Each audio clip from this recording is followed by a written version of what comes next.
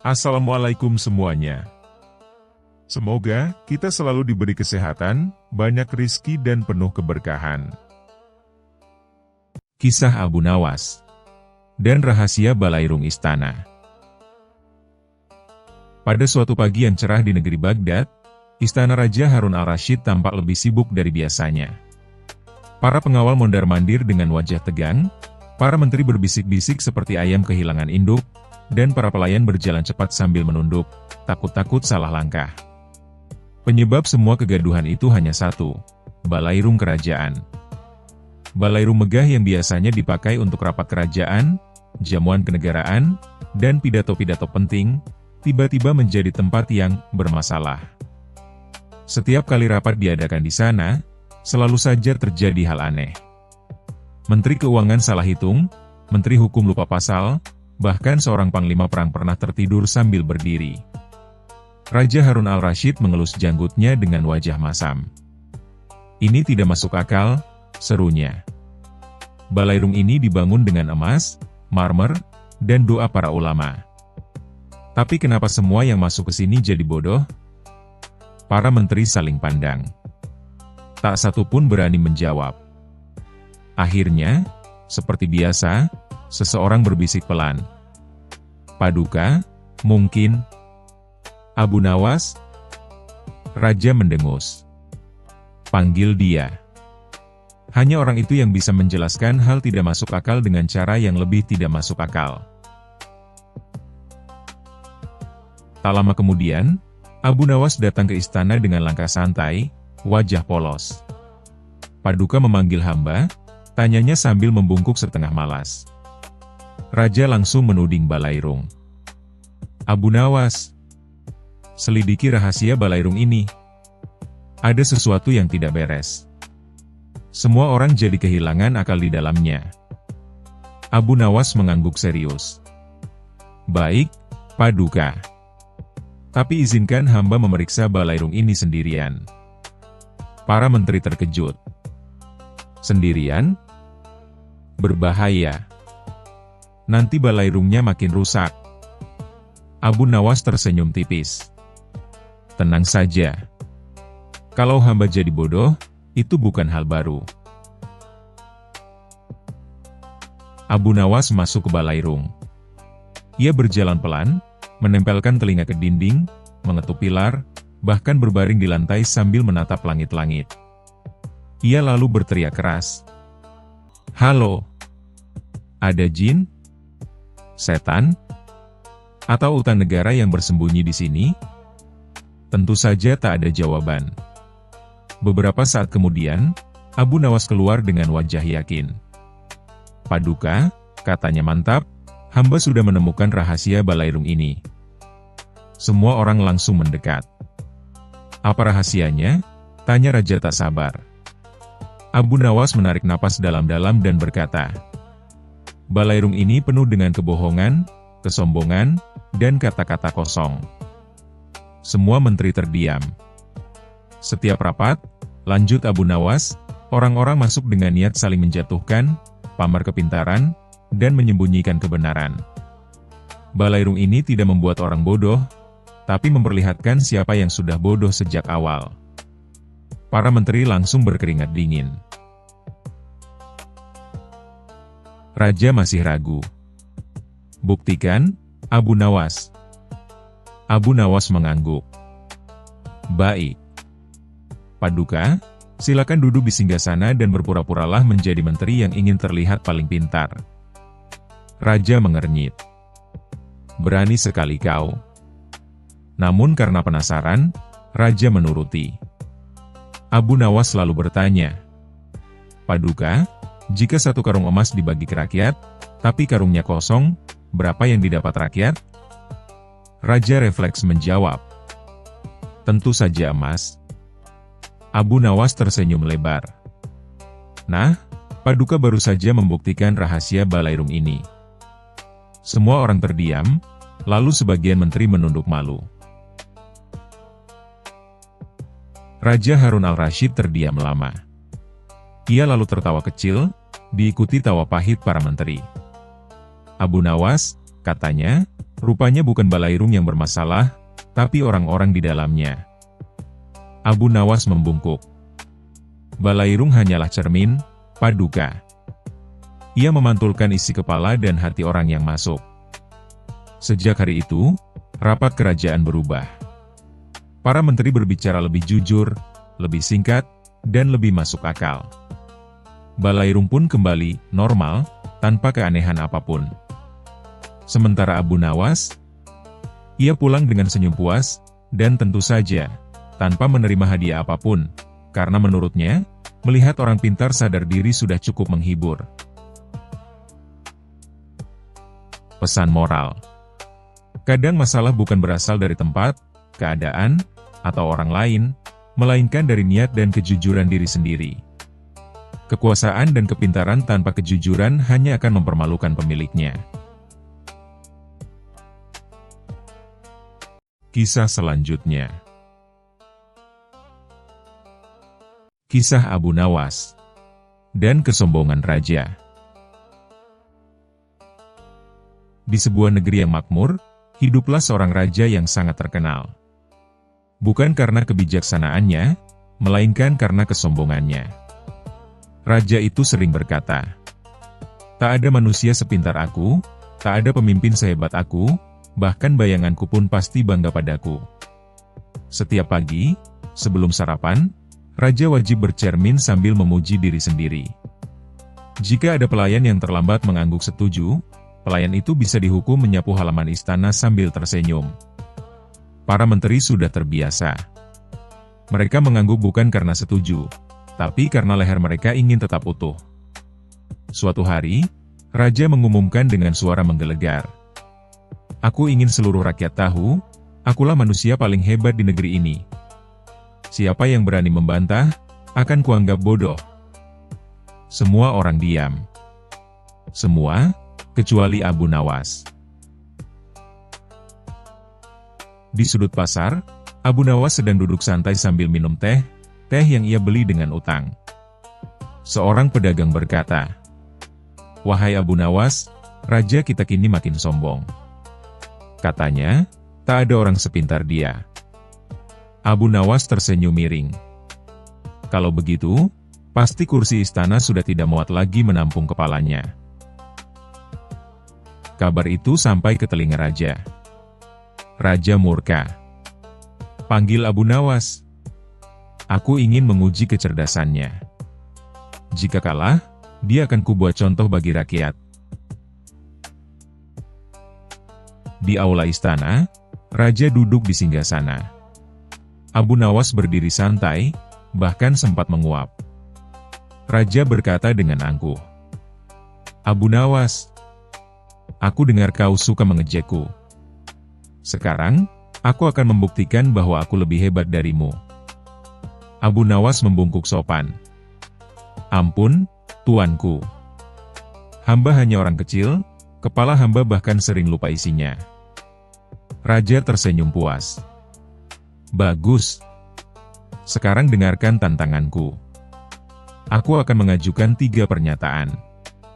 Jika kau bisa membantahnya, aku akui kau cerdas. Jika tidak, kau akan dihukum." Abu Nawas mengangguk. "Silakan, tuanku. Hamba siap, meski hamba tidak terlalu siap." Raja berkata lantang, "Aku adalah orang paling pintar di negeri ini." Abu Nawas mengangguk cepat. "Benar, tuanku." Raja kaget. "Hah? Kau setuju?" "Tentu, tuanku," kata Abu Nawas. "Sebab orang paling pintar biasanya tidak perlu membuktikan kepintarannya. Sedangkan tuanku terus mengatakannya setiap hari." Para menteri menahan tawa. Raja mulai gelisah. Raja melanjutkan, "Aku tidak pernah salah mengambil keputusan." Abu Nawas mengangguk lagi. "Benar sekali, tuanku." Raja makin bingung. "Kau tidak membantah sama sekali?" Abu Nawas menjawab, "Mana mungkin tuanku salah, Jika setiap kesalahan selalu disalahkan kepada menteri, para menteri langsung menunduk dalam-dalam. Beberapa pura-pura batuk. Raja mulai berkeringat. Raja berdiri dan berkata dengan suara tinggi. Dan yang terakhir, tanpa aku, negeri ini akan hancur. Abu Nawas tersenyum lebar. Ampun, tuanku. Untuk yang ini, hamba ingin bertanya. Apa? Jika tuanku benar-benar tidak tergantikan, mengapa saat tuanku tidur, negeri ini tetap berjalan? Istana mendadak sunyi. Abu Nawas melanjutkan. Pasar tetap buka. Ayam tetap berkokok. Dan yang paling penting, perut tuanku tetap lapar meski tuanku raja. Raja terdiam lama. Lalu, bruk. Karena terlalu lama berdiri sambil menahan emosi, Raja lupa duduk kembali dan terpeleset dari singgasana. Seluruh istana panik. Abu Nawas mendekat dan berkata pelan. Ampun, tuanku. Mungkin singgasana itu terlalu kecil untuk kesombongan tuanku. Semua orang tertawa, kali ini tanpa takut. Raja akhirnya tertawa juga, meski sambil memegangi pinggang. Baiklah, Abu Nawas. Kau menang. Mulai hari ini, aku akan belajar merendahkan diri. Abu Nawas membungkuk. Itu keputusan paling bijak yang pernah tuanku buat. Pesan moral. Kesombongan membuat seseorang terlihat besar, tapi justru mengecilkan dirinya di mata orang lain. Orang yang benar-benar bijak tidak perlu memuji diri sendiri. Karena kebijaksanaan akan terlihat dari sikap, bukan ucapan. Terkadang, tertawa karena disadarkan lebih berharga daripada dipuji karena disombongkan. Kisah selanjutnya. Kisah Abu Nawas dan mengaku nabi. Di suatu pagi yang cerah, Baghdad tampak lebih ramai dari biasanya. Para pedagang berteriak menawarkan barang, unta-unta mendengus lesu, dan para ibu-ibu sibuk menawar harga sambil mengomel panjang. Namun hari itu, ada satu suara yang paling menghebohkan seluruh kota. Seorang pedagang baru, yang berjanggut tipis tapi percaya diri selangit, namanya Kashmir, berdiri di atas peti kayu sambil berteriak. Wahai warga Baghdad! Dengarkan! Aku adalah nabi baru yang diutus untuk membawa keberkahan di pasar ini. Orang-orang sontak berhenti.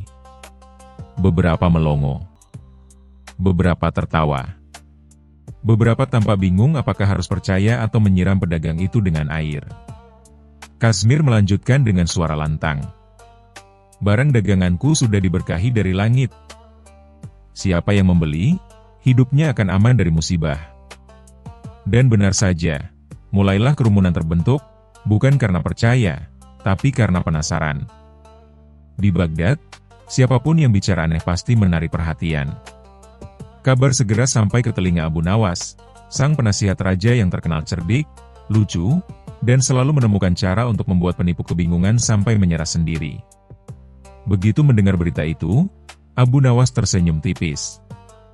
Wah, ada pedagang berani sekali main-main dengan kata Nabi, gumamnya. Baiklah, aku akan menguji sejauh mana kenekatannya. Abu Nawas mendatangi pasar dengan langkah santai. Wajahnya yang ramah langsung membuat orang-orang memberi jalan. Ia berdiri tepat di depan pedagang Kashmir. Wahai Nabi palsu, ucap Abu Nawas lembut. Kashmir tersentak. Hei, aku ini nabi sungguhan. Abu Nawas mengangguk seolah percaya. Ya, tentu. Semua nabi biasanya muncul di pasar sambil menjual panci dan terasi. Orang-orang menahan tawa. Kashmir kesal, namun masih yakin dirinya bisa menipu orang banyak. Jika engkau meragukanku, kata Kashmir, aku bisa menunjukkan mukjizat. Abu Nawas berpura-pura terkejut. Wah, Mukjizat? Baik, tunjukkan padaku. Aku suka hal-hal aneh. Kazmir mengambil sebuah panci dari lapaknya. Ini panci anti pecah. Tidak bisa dihancurkan. Karena aku yang memberkatinya. Abu Nawas mengangkat alis. Benarkah? Boleh aku mencoba? Tentu. Tapi awas. Panci ini hanya bisa dipakai oleh orang beriman. Abu Nawas tersenyum. Ia mengambil panci itu, lalu melemparkannya tinggi-tinggi. Panci jatuh ke tanah dengan suara tang, dan retak parah. Kazmir terdiam. Orang-orang mulai tertawa. Namun pedagang itu langsung mencari alasan. Itu bukan salah pancinya. Engkau melemparkannya terlalu keras, katanya gugup. Oh begitu, kata Abu Nawas santai. Kalau begitu, mukjizatmu lemah sekali ya. Masa kalah sama gravitasi?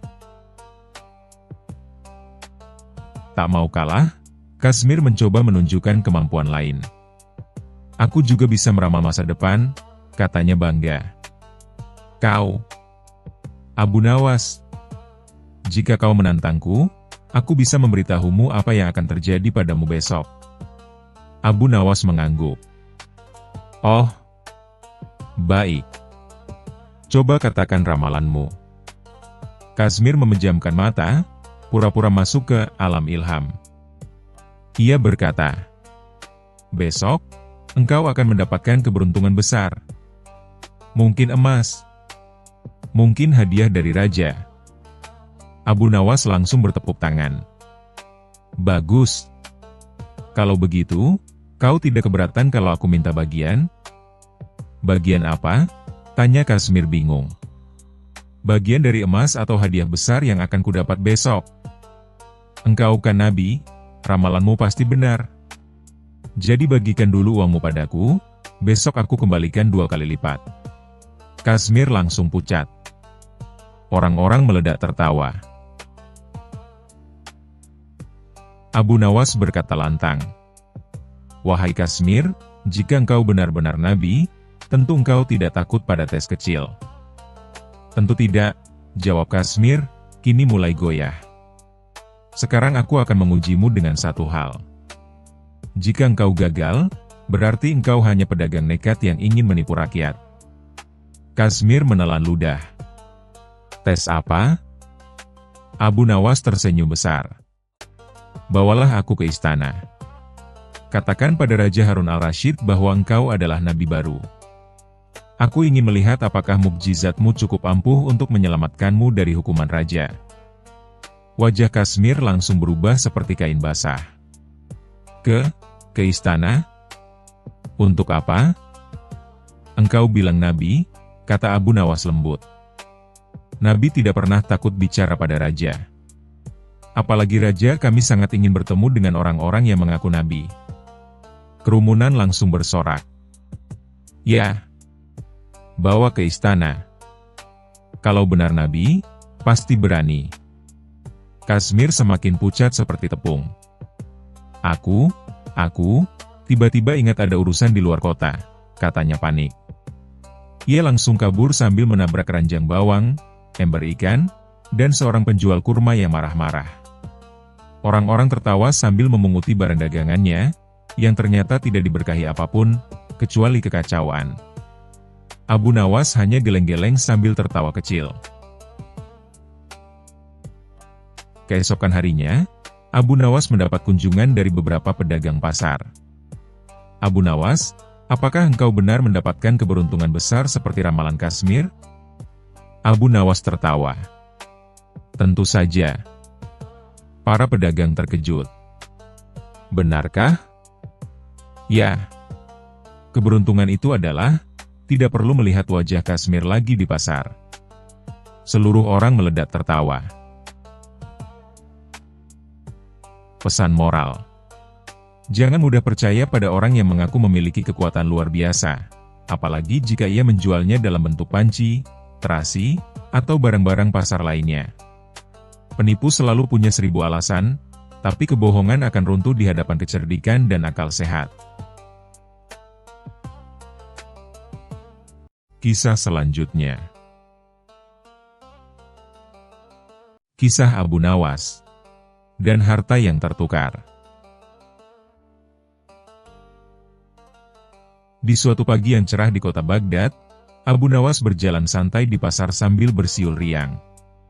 Udara masih segar, aroma roti hangat tercium dari toko-toko, dan suara para pedagang saling bersahutan menawarkan barang dagangan mereka. Hari itu, Abu Nawas tidak punya rencana apapun, sampai matanya menangkap sesuatu yang berkilau di bawah meja salah satu pedagang tua. Subhanallah, apa itu? Gumam Abu Nawas sambil jongkok. Ia menemukan sebuah kantong kulit yang berat dan tampak mahal. Setelah dibuka sedikit, ia terkejut, penuh dengan emas murni. Namun, Abu Nawas bukan orang yang serakah. Ia tahu, kalau bukan miliknya, sebaiknya dikembalikan. Maka ia pun membawa kantong itu ke rumah kepala pasar untuk diumumkan. Kabar tentang Abu Nawas menemukan kantong emas menyebar seperti api di padang rumput. Tak lama kemudian, datanglah seorang pedagang kaya bernama Haji Karim. Tubuhnya gemuk, janggutnya tebal, dan bajunya berlapis sutra mahal. "Itu pasti milikku," katanya dengan lantang. "Aku baru saja kehilangan kantong emas di pasar." Abu Nawas menatapnya dari ujung kepala hingga kaki. "Boleh saya tahu berapa banyak emas di dalamnya, Tuan?" tanyanya hati-hati. Haji Karim menjawab cepat, Ya, tentu saja. Ada 50 keping emas." Abu Nawas mengangguk pelan lalu membuka kantong itu, menghitung, dan tersenyum kecil. Aneh. Di dalamnya ada 100 keping emas, bukan 50. Wajah Haji Karim memerah. Mungkin aku lupa. Ya, tentu saja 100. Abu Nawas mengelus janggutnya yang hitam sambil berkata, "Lucu sekali, Tuan. Emas bisa bertambah hanya karena lupa." Kerumunan orang di sekitar pun tertawa pelan. Beberapa saat kemudian, datanglah seorang pria miskin, berpakaian lusuh tapi wajahnya jujur dan cemas. Ia membawa secari kain sobek. "Tuan Abu Nawas," katanya dengan sopan, "saya kehilangan kantong kulit dengan tanda jahitan miring di bagian bawah. Di dalamnya ada 100 keping emas hasil menabung saya bertahun-tahun. Saya khawatir tidak akan bisa menikahkan anak saya kalau tidak ketemu." Abu Nawas langsung memperlihatkan kantong itu dan menunjukkan jahitan miring yang sama. "Apakah ini yang Tuan maksud?" Pria miskin itu hampir menangis. "Ya, itu milik saya," katanya dengan suara serak. Namun sebelum ia sempat mengambilnya, Haji Karim berteriak, "Jangan percaya dia. Dia penipu. Aku pemiliknya." Kerumunan semakin ramai. Semua mata tertuju pada Abu Nawas, menunggu keputusannya. Ia mengangkat tangannya, memberi tanda agar semua diam.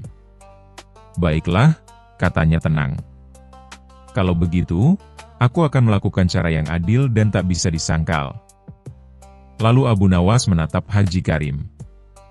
"Tuan yang kaya, tolong jawab dengan jujur, kalau ini emas milikmu, apa yang ada di dalam kantong selain emas?" Haji Karim menjawab cepat, "Tidak ada. Hanya emas."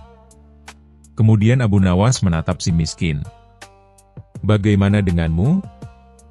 Pria itu menjawab lirih, "Saya menyimpan seutas tali merah di dalamnya agar kantong tidak mudah jatuh." Abu Nawas tersenyum lebar, membuka kantong, dan mengeluarkan seutas tali merah yang persis seperti yang dijelaskan. Kerumunan langsung bersorak. Abu Nawas memang luar biasa. Abu Nawas menatap Haji Karim dengan ekspresi geli. "Tuan yang kaya, sepertinya emas ini bukan milik Anda. Tapi jangan sedih, karena aku tetap akan memberimu sesuatu." Haji Karim mengangkat alis, setengah berharap. Abu Nawas kemudian mengambil kantong kecil berisi batu kerikil, lalu memberikannya sambil tersenyum. Ini simbol agar Anda belajar membedakan mana emas dan mana kebohongan. Kerumunan meledak tertawa, dan Haji Karim pergi dengan muka semerah tomat rebus. Pria miskin itu tersenyum penuh haru di depan Abu Nawas. "Saya tidak tahu bagaimana harus membalas kebaikanmu." Abu Nawas menepuk bahunya. "Gunakan emas itu dengan bijak. Tapi ingat, kadang yang tertukar bukanlah harta, melainkan hati manusia." Mereka tertawa bersama, dan dari kejauhan terdengar suara anak-anak memanggil nama Abu Nawas sambil bernyanyi. "Abu Nawas, si otak pintar, penipu jadi gemetar, yang jujur jadi benar." Pesan moral. Kejujuran mungkin tampak sederhana, tapi di tangan orang yang cerdas seperti Abu Nawas, ia bisa menjadi pedang yang menebas kebohongan dengan tawa dan kebenaran. Kisah selanjutnya. Kisah Abu Nawas dan misteri laut yang hilang. Pantai jadi padang pasir. Pada suatu pagi yang cerah, kabar aneh tersebar di seluruh negeri. Orang-orang berlarian di pasar, berteriak-teriak sambil menunjuk ke arah pantai. "Lautan menghilang! Lautan menghilang!" teriak seorang nelayan tua dengan wajah pucat. Awalnya orang mengira itu hanya lelucon, tapi ketika mereka berbondong-bondong ke pantai, semua benar-benar ternganga. Laut yang biasanya bergelombang biru dan penuh kapal nelayan, kini kering kerontang. Air laut raib entah kemana, meninggalkan hamparan pasir basah yang luas seperti padang pasir raksasa. Ikan-ikan tergeletak megap-megap di atas pasir, kepiting berjalan kebingungan, dan perahu nelayan tergeletak miring seperti ayam mabuk. "Wahai langit, kemana air lautku pergi?" ratap seorang nelayan sambil menepuk-nepuk perahunya. Kabar ini sampai ke telinga Baginda Raja. Ia sangat terkejut, tapi juga bingung. Laut yang hilang tentu akan menghancurkan perdagangan, karena kapal dagang tak bisa masuk. Lebih parah lagi, istana punya agenda besar. Raja ingin mengadakan pesta ikan bakar sebulan penuh. Kalau laut hilang, dari mana ikan segar bisa didapat? Panggil Abu Nawas segera. Hanya dia yang bisa menjelaskan misteri ini, titah Raja. Abu Nawas datang dengan penampilan khasnya. Sorban putih agak miring, janggut hitam rapi, jubah putih sederhana, dan sandal yang sudah agak usang. Ia melangkah dengan santai, seolah tidak ada masalah besar. "Abu Nawas," seru Raja, "lautan menghilang. Jika kau tidak bisa mengembalikannya, negeri ini akan hancur. Katakan, apa yang sebenarnya terjadi?" Abu Nawas pura-pura menghela napas panjang, lalu menatap serius. "Paduka, saya sudah lama menduga hal ini. Lautan sebenarnya merasa bosan." "Bosan?" Raja melotot. "Mana bisa laut merasa bosan?" "Bisa, Paduka. Bayangkan, setiap hari laut hanya menerima sampah dari manusia, kulit pisang, tempurung kelapa, bahkan sandal putus. Nelayan memancing tanpa permisi, anak-anak kencing di tepi pantai. Laut akhirnya jenuh, lalu ia kabur ke tempat lain mencari ketenangan." Raja terdiam. Para menteri saling pandang, setengah percaya setengah tidak. Raja menepuk tangan. "Baiklah, kalau begitu kau harus membuat laut kembali. Jika gagal, kau akan kuangkat jadi penjaga sumur istana seumur hidup, dan hanya boleh bicara dengan ember." Abu Nawas mengangguk.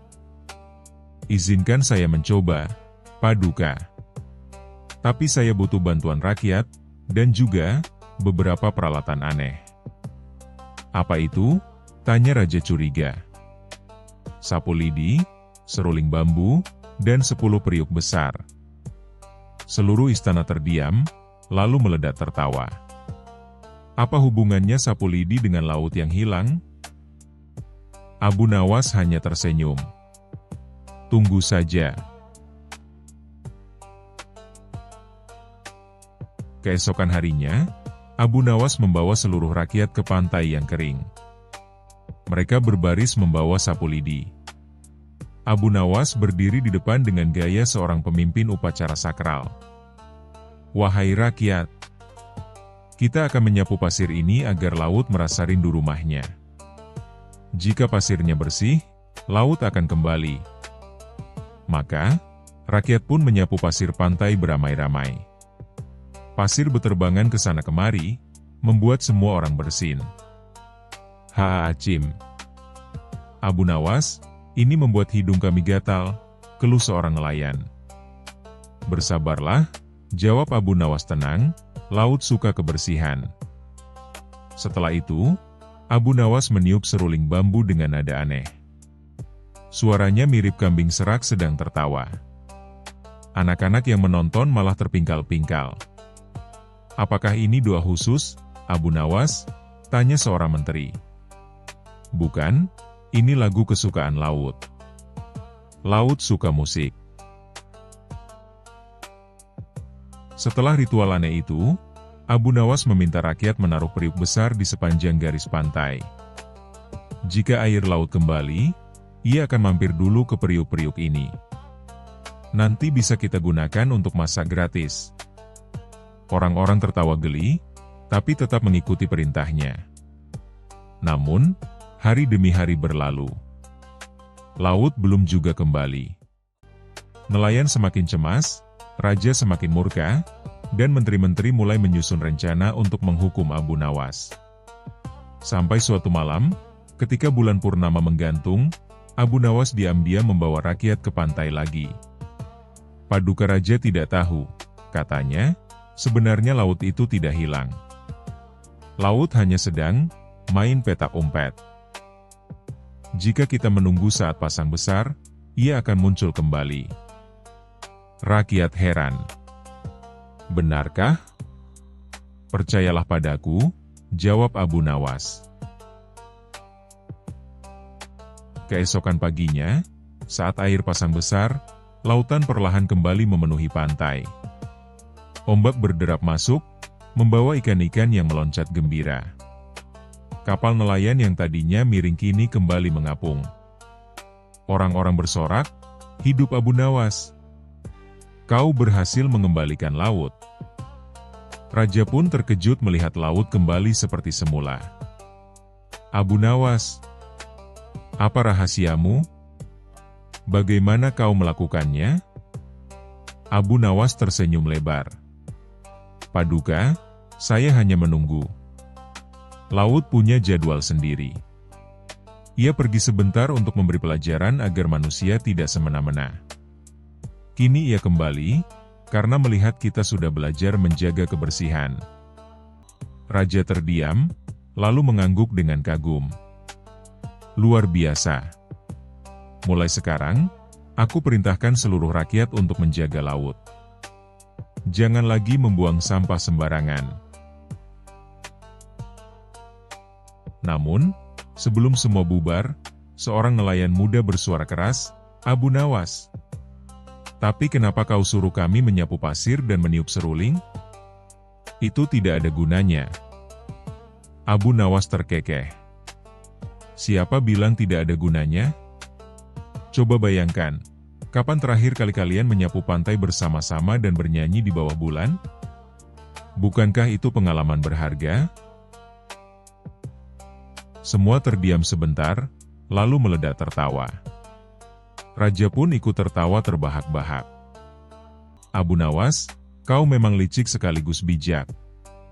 Walau caramu konyol, hasilnya tetap membuat rakyat bahagia. Aku puas. Sejak hari itu, Abu Nawas semakin terkenal bukan hanya sebagai orang cerdik, tapi juga sebagai pawang laut yang bisa memanggil ombak dengan seruling kambing serak. Dan pesta ikan bakar pun tetap berjalan, tapi kali ini disertai peraturan baru. Siapapun yang buang sampah sembarangan ke laut, akan dihukum menyapu pantai sebulan penuh dengan sapu lidi.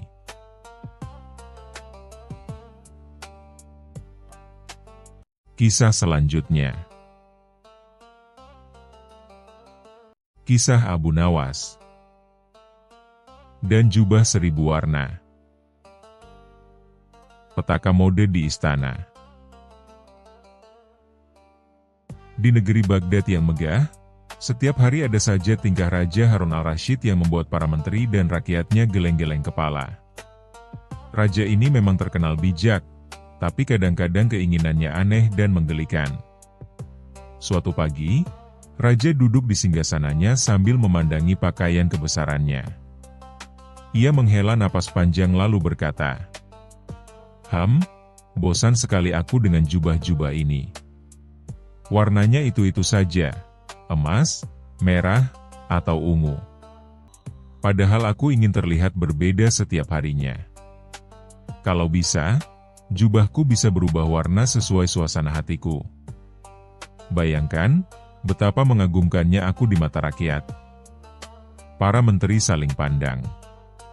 Sebagian mencoba menahan tawa, sebagian lagi bingung harus bagaimana. Salah satu menteri lalu memberanikan diri berkata, "Tuanku, jubah seperti itu mungkin hanya ada di negeri dongeng." Raja mengernyit.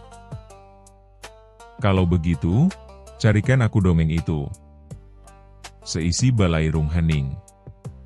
Semua saling tuduh dengan mata, siapa yang berani mengusulkan sesuatu. Dan seperti biasa, nama yang selalu muncul untuk mengatasi kebingungan adalah Abu Nawas. Panggil Abu Nawas ke istana, titah raja. Tak lama kemudian, Abu Nawas datang. Ia seorang pria berusia 40 tahun, berjubah putih sederhana, memakai sorban putih, berjenggot hitam rapi, dan selalu dengan wajah ramah yang penuh kelicikan.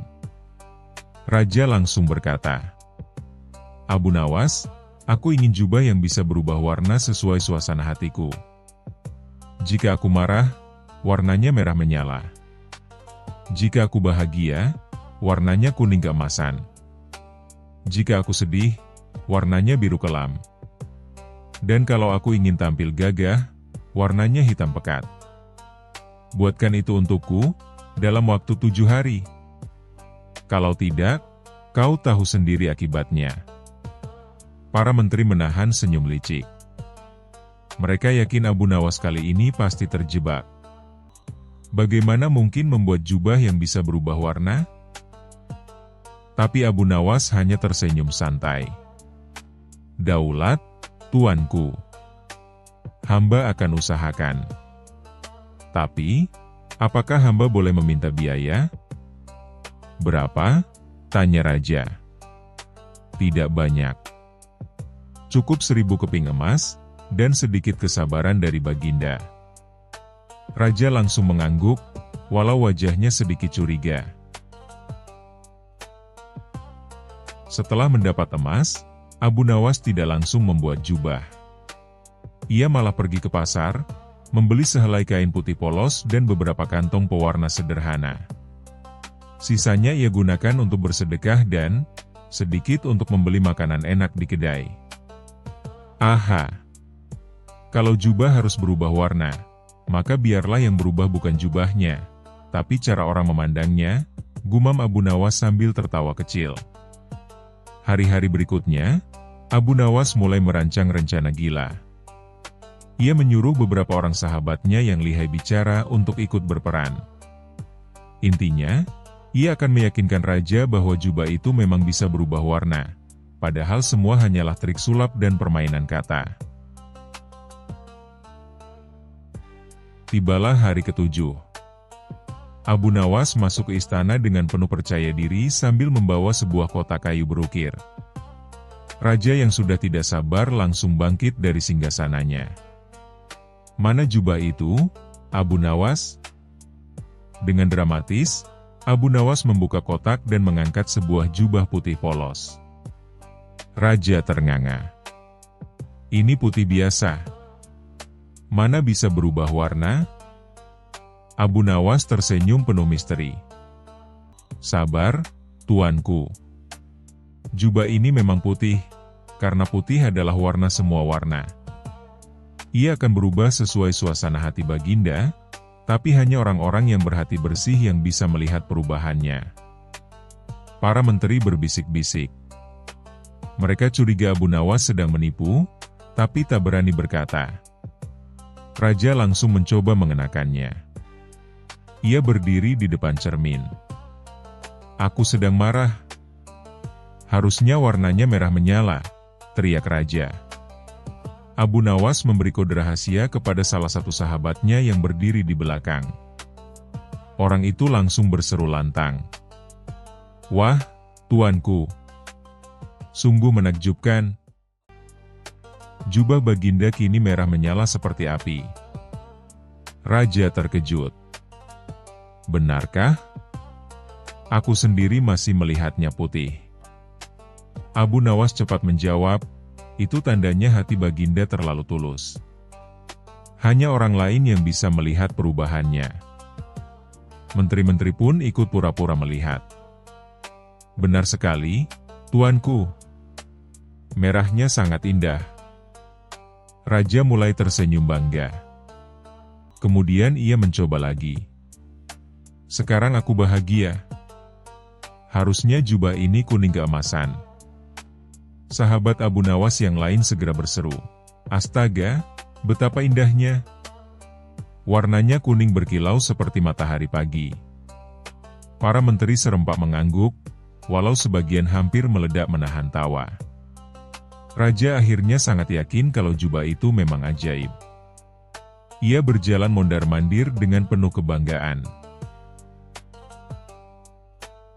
Namun, drama dimulai ketika Raja memamerkan jubah itu ke rakyat. Ia keluar dari istana dan berteriak, "Lihatlah! Inilah jubah ajaib yang bisa berubah warna sesuai suasana hatiku." Rakyat menatap bingung. Yang mereka lihat hanyalah jubah putih biasa. Tapi tentu saja, tidak ada yang berani berkata jujur. Semua langsung memuji. Wah, indah sekali, tuanku. Luar biasa, warnanya betul-betul menawan. Benar-benar ajaib, Baginda. Raja tertawa puas. Ia mulai berjalan keliling kota, memperlihatkan jubahnya. Namun, tiba-tiba seorang anak kecil berteriak polos. Tapi, jubah raja kan putih biasa. Tidak ada warna-warnanya. Seisi kota mendadak hening. Para menteri terbelalak, rakyat menutup mulut, dan raja berhenti melangkah. Wajahnya merah padam. Ia menoleh ke Abu Nawas dengan tatapan tajam. Abu Nawas cepat-cepat maju. Baginda, justru anak itu yang membuktikan kebenaran jubah ini. Raja mengernyit. Apa maksudmu? Jubah ini hanya akan menunjukkan warna kepada orang-orang yang hatinya penuh dengan perasaan. Orang dewasa yang tahu bahagia, marah, dan sedih bisa melihat warnanya. Tapi anak-anak yang polos hanya melihat putih, karena hati mereka masih suci tanpa beban emosi. Raja terdiam, lalu mengangguk-angguk sok bijak. Ah, benar juga. Jadi bukan jubahnya yang salah, tapi memang anak kecil tidak bisa melihatnya. Rakyat pun langsung ikut-ikutan mengangguk. Semua lega karena Abu Nawas berhasil menyelamatkan situasi. Sejak hari itu, Raja selalu mengenakan jubah putih tersebut. Ia berjalan di istana sambil berkata, "Hari ini aku bahagia, maka jubahku berwarna kuning." Atau, "Aku sedang galau, maka jubahku biru." Padahal yang terlihat tetaplah jubah putih sederhana. Para menteri pun setiap hari harus berpura-pura memuji warnanya. Kadang-kadang mereka salah sebut warna, sehingga membuat suasana makin lucu. Wah, indah sekali jubah biru Baginda. Biru? Aku sedang bahagia. Harusnya kuning. Maksud hamba kuning kebiruan, tuanku. Abu Nawas hanya tertawa terpingkal-pingkal dari kejauhan. Ia tahu, Jubah putih sederhana itu telah menjadi jubah paling legendaris di Baghdad, bukan karena keajaibannya, tapi karena berhasil mempermainkan kesombongan raja. Kadang-kadang, bukan benda ajaib yang membuat seseorang terlihat istimewa, melainkan bagaimana ia meyakinkan orang lain. Dan Abu Nawas selalu tahu cara mengubah hal sederhana menjadi kisah luar biasa, dengan akalnya yang licik dan humornya yang tak ada tandingannya. Kisah selanjutnya. Kisah Abu Nawas dan hutan aneh. Pada suatu siang yang terik di Baghdad, Abu Nawas sedang duduk di atas atap rumahnya sambil memandangi awan. Di sebelahnya, seekor kambing tetangganya entah bagaimana berhasil naik ke atas dan ikut duduk seolah sedang ikut kontemplasi. Kalau saja aku bisa hidup seperti awan, melayang kemanapun aku mau, tak ada yang suruh bersih-bersih rumah, gumam Abu Nawas sambil mengelus jenggotnya. Tiba-tiba terdengar suara derap langkah panik. Seorang prajurit kerajaan muncul dengan wajah kusut seperti sajadah yang belum disetrika. Abu Nawas, ini darurat kerajaan. Raja memanggilmu secepat kilat. Wah, kalau begitu, berikan aku sepasang sandal petir, jawab Abu Nawas santai. Jangan bercanda. Ini soal hutan di perbatasan utara. Pasukan yang dikirim raja hilang semua. Raja sedang duduk di singgasananya dengan ekspresi seperti baru saja menemukan lalat dalam teh.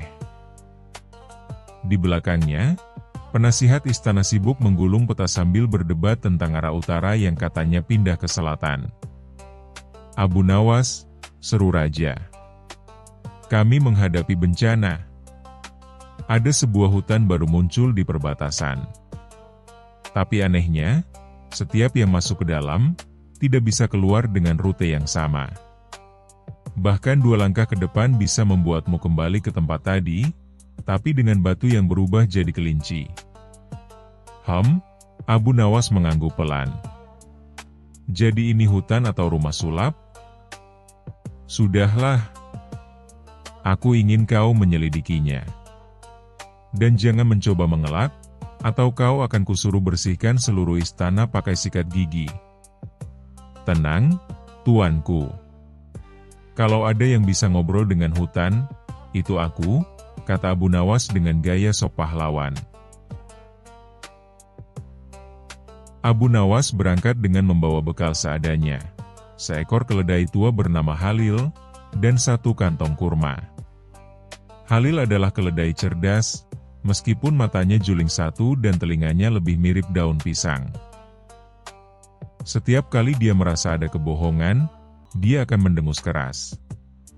Kalau kau dengus 2 kali, itu artinya apa, Halil? Tanya Abu Nawas.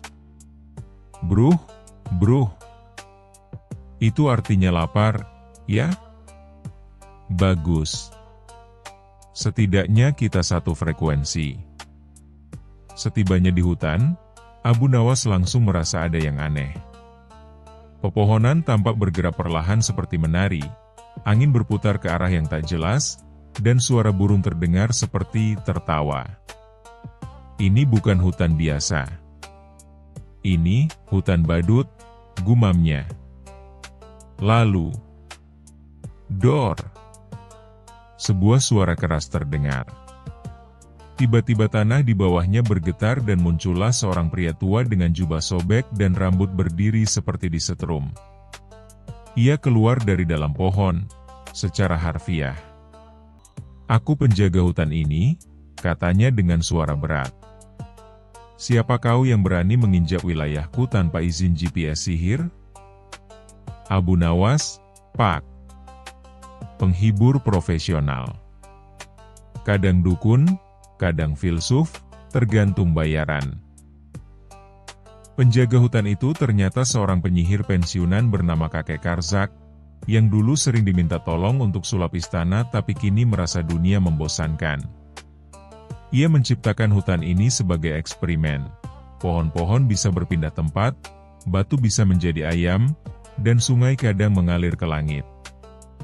Ia menyebutnya seni kebingungan tingkat tinggi.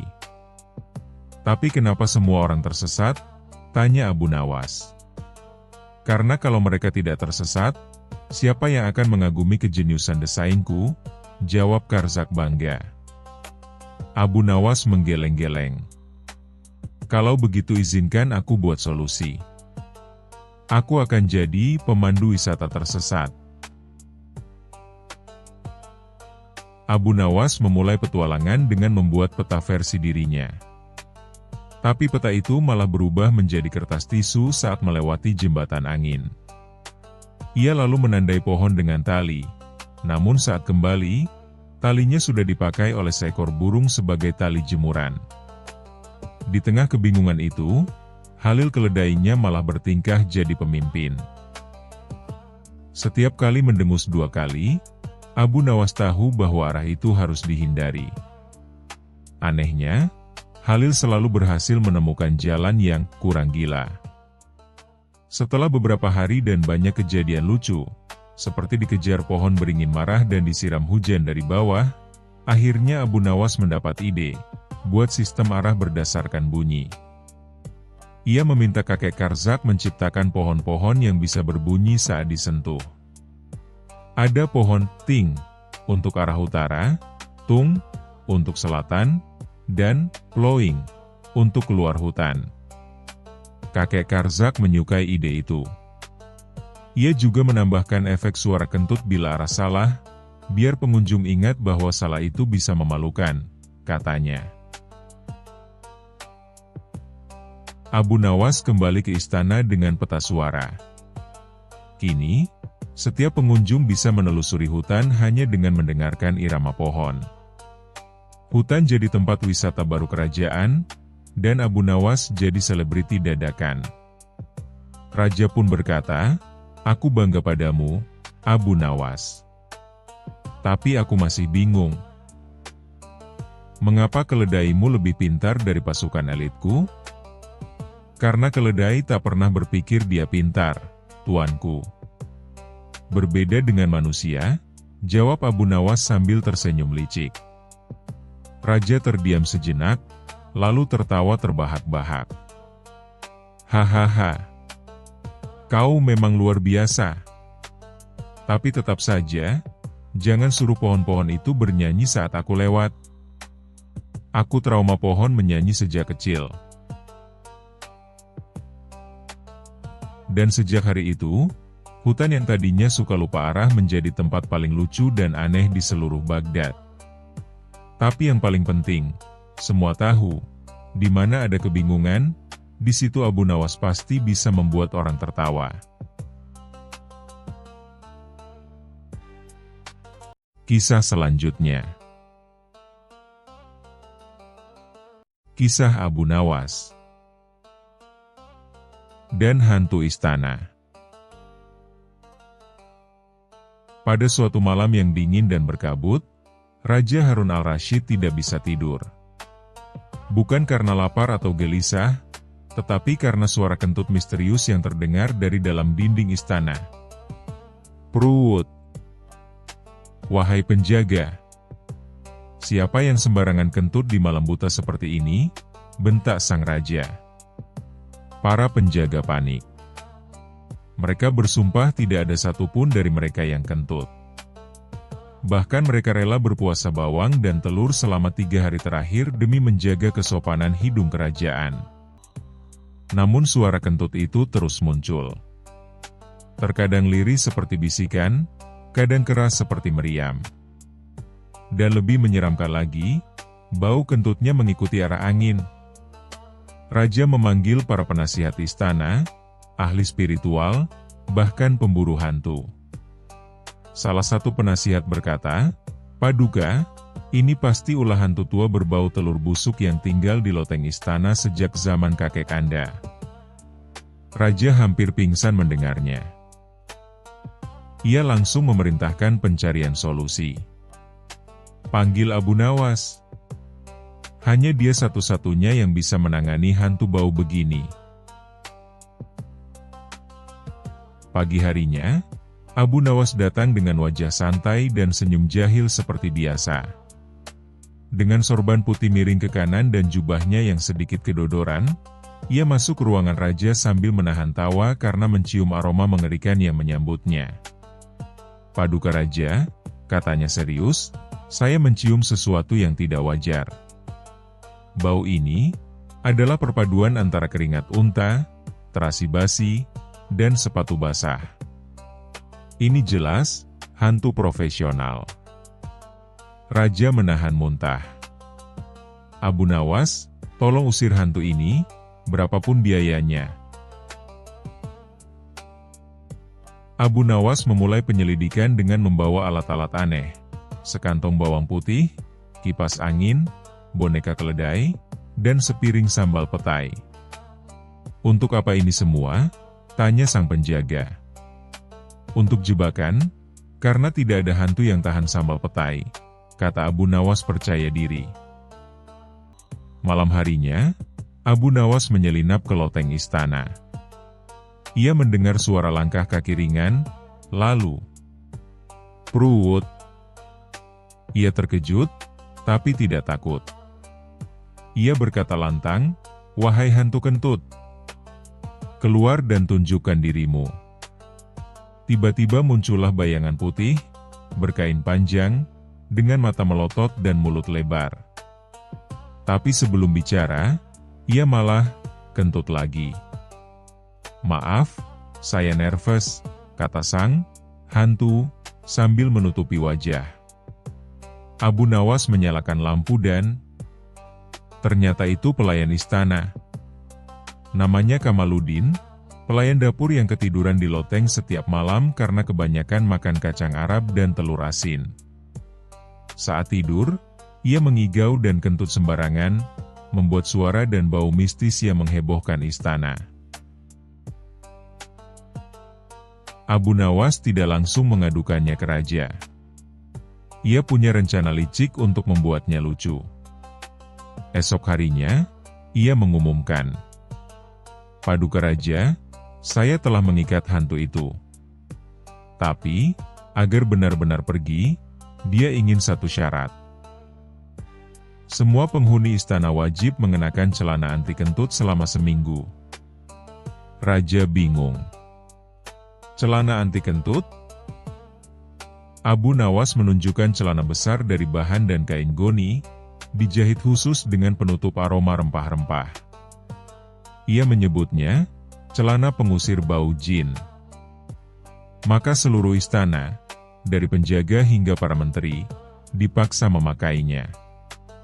Raja bahkan ikut-ikutan. Selama seminggu, istana jadi bahan tertawaan rakyat. Para pejabat berjalan lucu seperti bebek, dan suara gesekan celana goni lebih nyaring dari langkah kaki mereka. Seminggu berlalu, suara kentut berhenti. Istana kembali tenang. Raja pun senang. "Abu Nawas, engkau benar-benar berhasil. Hantu itu kini sudah tiada." Abu Nawas tersenyum sambil membungkuk. "Hamba hanya melakukan yang terbaik, dan mungkin sedikit, membungkam yang bersuara." Beberapa hari kemudian, si Kamaludin mengaku sendiri karena tidak tahan terus dimarahi oleh juru masak akibat menghabiskan telur dan kacang setiap malam. Raja terkejut, tapi malah tertawa. "Abu Nawas, kau bukan hanya menyingkirkan hantu, tapi juga memberi hiburan bagi seluruh istana.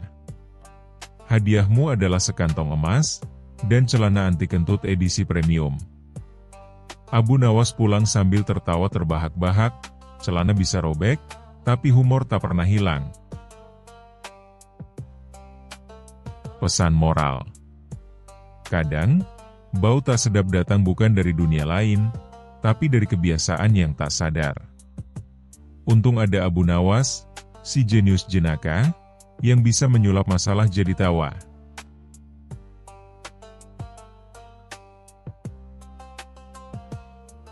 Kisah selanjutnya. Kisah Abu Nawas dan emas menguap. Pada suatu hari yang cerah di kota Baghdad, suasana pasar begitu ramai. Para pedagang berteriak menawarkan dagangannya, anak-anak berlarian sambil tertawa, dan suara kuda menarik gerobak terdengar dari segala arah. Di tengah keramaian itu, seorang pria tua berlari-lari sambil berteriak panik. "Abu Nawas! Abu Nawas! Tolong, aku butuh bantuanmu!" teriak pria tua itu. Abu Nawas, yang sedang duduk santai di bawah pohon sambil menyeruput teh hangat, menoleh dengan tenang. Ia memakai jubah putih bersih, sorban putih yang melilit rapi di kepalanya, dan rompi warna tortilla yang membuatnya tampak lebih bijak tapi juga sedikit nakal. "Tenang, Tuan Hamid," kata Abu Nawas sambil tersenyum, "kenapa sampai segelisah itu? Apakah istrimu memasak lagi tanpa garam?" "Ini lebih gawat dari itu," kata Tuan Hamid sambil terengah-engah. "Emasku, 2 batang emasku hilang dari dalam peti terkunci. Tidak ada jejak pencuri, dan kuncinya masih ada padaku." "Ini sihir, Abu Nawas." "Sihir?" Abu Nawas mengangkat alisnya dan mulai tertarik. "Sihir, ya? Wah, sudah lama aku tidak berurusan dengan makhluk-makhluk tak kasat mata. Baiklah, ayo kita lihat tempat kejadian perkara." Sesampainya di rumah Tuan Hamid, Abu Nawas memeriksa peti kayu besar yang dikunci rapat. Ia membungkuk, mengetuk-ngetuk kayunya, bahkan mengendusnya seperti anjing pelacak. Tuan Hamid memandangi kelakuan Abu Nawas dengan bingung. "Apa kau sedang mencari emasnya atau sedang mencium bau jajan pasar?" Abu Nawas berdiri tegak dan berkata, "Keduanya." Setelah memeriksa sekeliling ruangan dan menginterogasi pembantu rumah tangga, yang tampaknya lebih takut kehilangan pekerjaan daripada emas, Abu Nawas tiba-tiba tersenyum lebar. "Aku tahu siapa pelakunya," katanya dramatis, seperti seorang detektif dalam sandiwara. Tuan Hamid menatapnya penuh harap. "Siapa? Cepat katakan." "Yang mencuri emasmu adalah angin timur," kata Abu Nawas sambil menunjuk ke arah jendela. Tuan Hamid hampir pingsan. "Angin timur? Kau gila?" Abu Nawas mengangkat tangan. "Sabar, sabar. Aku akan membuktikannya. Tapi aku butuh satu hal darimu." "Apa?" "Sebatang emas lagi," kata Abu Nawas santai. "Apa? Aku baru saja kehilangan 2 batang, dan kau minta satu lagi?" "Percayalah, ini bagian dari penyelidikan," kata Abu Nawas. "Kalau angin timur datang mencuri lagi malam ini, aku akan menangkapnya." Meski dengan berat hati dan nyaris menangis, Tuan Hamid menyerahkan sebatang emas kepada Abu Nawas. Malam pun tiba. Abu Nawas menginap di rumah Tuan Hamid. Tapi alih-alih berjaga dengan serius, ia malah tertidur di atas peti sambil mendengkur pelan. Keesokan harinya, ketika Tuan Hamid bangun, ia berlari ke tempat peti emas. "Abu Nawas, emasnya hilang lagi." Abu Nawas menguap panjang. "Ah, ternyata benar. Angin timur mencurinya lagi." Tuan Hamid mencak-mencak seperti ayam kehilangan anak. "Kau gila. Mana mungkin angin mencuri emas? Aku akan melapor pada Baginda Raja."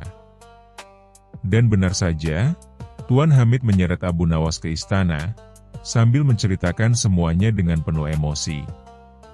Baginda Raja Harun al-Rasyid mengelus jenggotnya sambil menatap Abu Nawas dengan tatapan setengah penasaran, setengah ingin tertawa. "Abu Nawas, apakah benar kau menyebut angin timur sebagai pencuri emas?" tanya Baginda. "Benar, tuanku," jawab Abu Nawas tenang. "Dan aku punya bukti." Semua mata di ruang sidang membelalak. "Apa buktinya?" Abu Nawas melangkah maju dan berkata, "Buktinya adalah aku." Ruangan hening sejenak, lalu pecah dengan bisik-bisik heran. Abu Nawas melanjutkan, "Angin timur mencuri emas itu dan meniupkannya ke kantong bajuku." Ia mengeluarkan 2 batang emas dari balik jubahnya. Semua orang terkesiap, termasuk Tuan Hamid yang hampir jatuh dari kursinya. "Lalu yang semalam?" tanya Baginda. Abu Nawas mengeluarkan batang ketiga. "Jadi, kau yang mencuri emasnya?" teriak Tuan Hamid. Abu Nawas tertawa. "Tidak, aku hanya membawanya sebagai alat bukti. Aku ingin membuktikan bahwa bukan sihir, bukan angin timur, tapi seseorang yang sangat dekat dengan Tuan Hamid yang sebenarnya mencurinya. Dan malam tadi, tidak ada yang mencurinya karena aku yang menyimpannya." Baginda tersenyum lebar. "Lalu siapa pencurinya, Abu Nawas?" Abu Nawas menunjuk ke salah satu pembantu yang wajahnya langsung pucat pasi. Setelah diinterogasi, akhirnya si pembantu mengaku telah mengambil 2 batang emas pertama dan menyembunyikannya di bawah tanah. Tapi ketika tahu Abu Nawas ikut tidur di rumah itu, ia tak berani beraksi lagi. Tuan Hamid merasa malu, tapi juga lega karena emasnya ditemukan. "Abu Nawas, bagaimana kau tahu pembantuku pelakunya?" tanya Tuan Hamid kemudian. Abu Nawas mengangkat bahu. "Karena dia satu-satunya yang tidak kaget saat aku bilang emasnya hilang karena angin." Seolah-olah dia tahu kenyataannya dan berharap aku memang gila. Semua yang hadir pun tertawa terpingkal-pingkal, termasuk Baginda Raja. "Abu Nawas, kau memang luar biasa," kata Baginda. "Dan sangat tidak waras. Tapi itulah kenapa aku menyukaimu."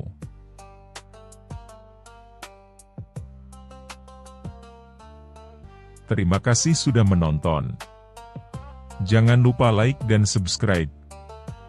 Semoga keberkahan selalu dianugerahkan kepada kita semua. Wassalamualaikum.